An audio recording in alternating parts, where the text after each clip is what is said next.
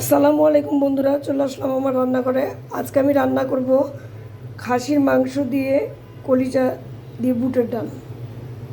সেজন্য আমি নিয়ে নিয়েছি খাসির মাংস, কলিজা, নিয়েছি বুটের ডাল বা ছোলার ডাল, যেটাই বলেন না কেন। আর মশলার জন্য নিয়েছি আমি স্টার ফল একটা নিয়েছি দারুচিনি, এলাচ, তেজপাতা,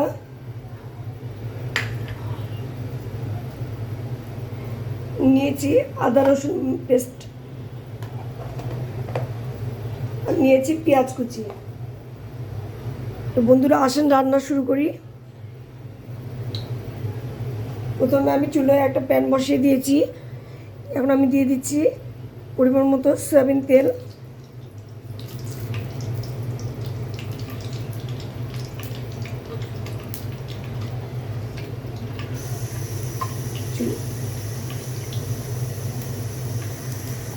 বন্ধুরা তেল আমার গরম হয়ে গেছে। এখন আমি দিয়ে দিচ্ছি পেঁয়াজ কুচি,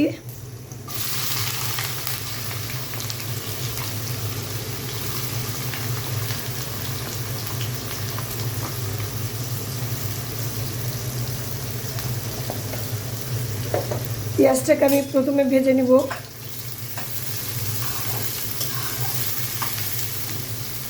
হালকা বাদামি করে ভেজে নেব পেঁয়াজটাকে। বন্ধুরা দেখেন আমার পেঁয়াজটা ভাজা হয়ে গিয়েছে। এখন আমি দিব সামান্য পরিমাণ পানি।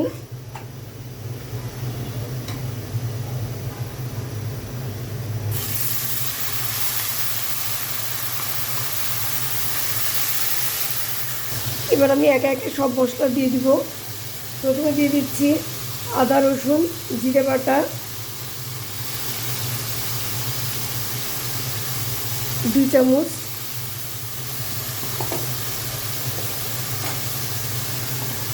দিচ্ছি ধনিয়া গুঁড়ো,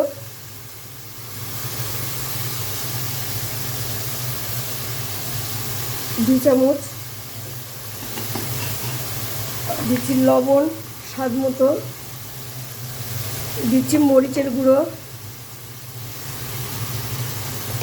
1.5 চামচ,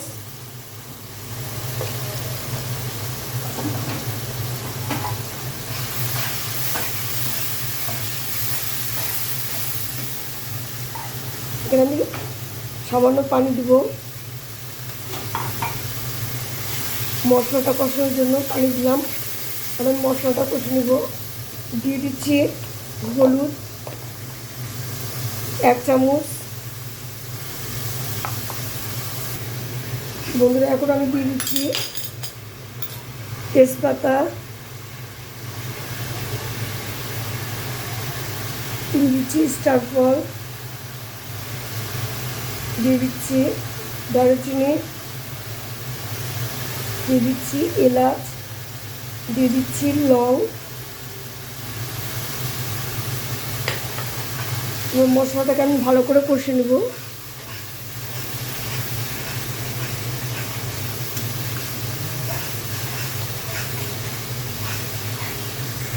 দেখেন বন্ধুরা মশলাটা আমার কষানো হয়ে গেছে। তেলটা পুরোপুরি উপরে উঠে এসেছে। এখন আমি দিয়ে দেবো সেই খাসির মাংস আর কলিজাটা। এটা আমি ভালোভাবে কষে নেব। বন্ধুরা কষাতে কষাতে দেখেন এখন আমি একটু অল্প পানি দিব,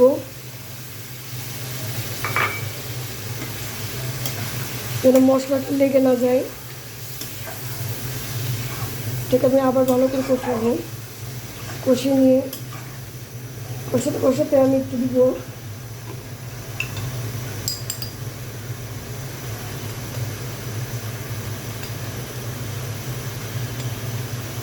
কষাতে কষাতে আমি দিব একটু সামান্য পরিমাণে 5 ফোড়ন টেনে রাখা গুঁড়া, ভেজে গুঁড়ো করে রেখেছিলাম 5 ফোড়নটা, আমি সেটা দিয়ে দিলাম।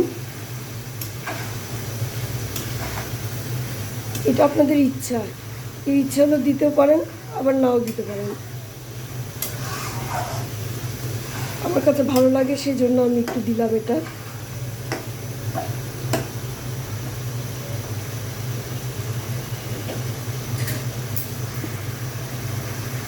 বন্ধুরা, এটা আমি এখন সেদ্ধ হওয়ার জন্য 1 কাপ পানি দেব, গরম পানি।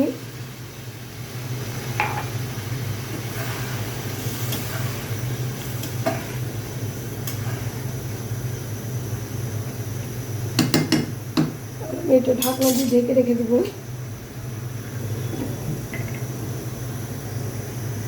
বন্ধুরা দেখেন, আমি ঢাকনাটা খুলে তরকারিটা একটু নাড়া দিয়ে নেব। যেহেতু এখনও আমার পানি শুকায়নি, আমি আবার ঢাকনা দিয়ে দেবো। এখন পুরোপুরি পানি শুকালে তারপরে আমি ভালো মতো এটাকে কষে নিয়ে ডাল দেব।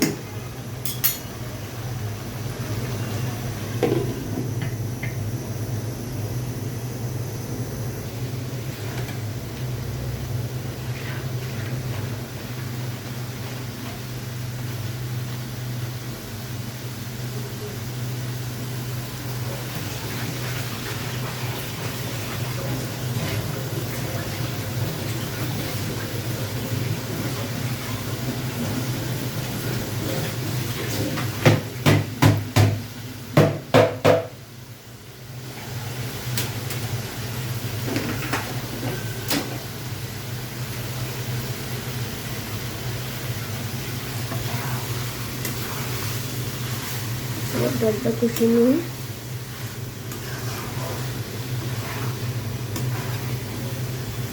বন্ধুরা, আমি অল্প পরিমাণ পানি দিচ্ছি যেন মশলাটা পুড়ে না যায় বা কড়াইয়ে ধরে না যায়।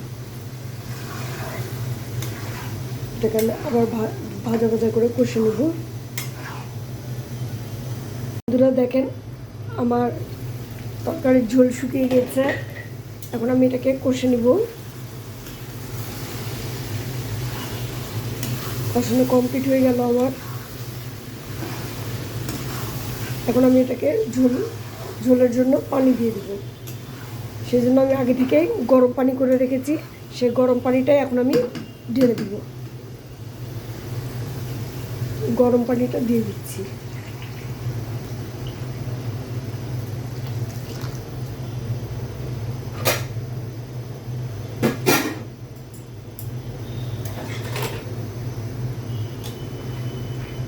এতে পুরোপুরি আমার ডালটাও সিদ্ধ হয়ে যাবে, মাংসটাও সিদ্ধ হয়ে যাবে।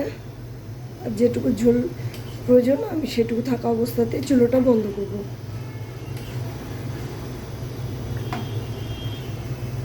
শেষ পর্যন্ত আমার সাথেই থাকুন।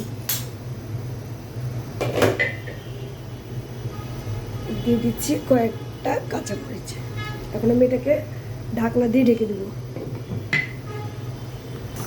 দেখুন বন্ধুরা, তরকারিটা আমার হয়ে গিয়েছে, পুরোপুরি কমপ্লিট।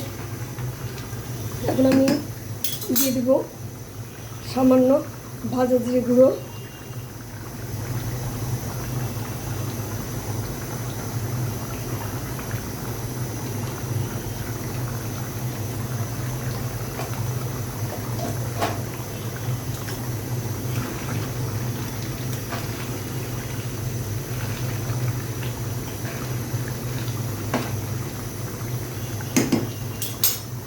এখন আমি চুলোর জলটা একদম আস্তে করে রেখে দেবো কিছুক্ষণ। তেলটা উপরে ওঠার জন্য এটা ঢেকে রেখে দিলাম আস্তে করে। রান্না শেষে আপনাদেরকে দেখাবো। পরিবেশনের সময় আপনারা জানাবেন কেমন হয়েছে।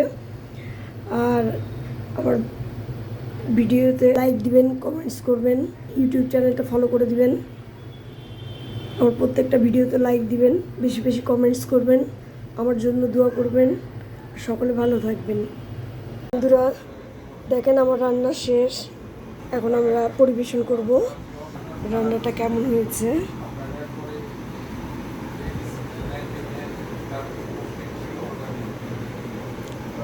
দেখতে পাচ্ছেন।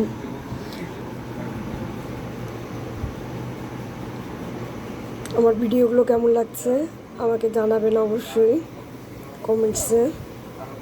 আমার জন্য দোয়া করবেন। সকলে ভালো থাকবেন। আসসালামু আলাইকুম। আজ পর্যন্ত।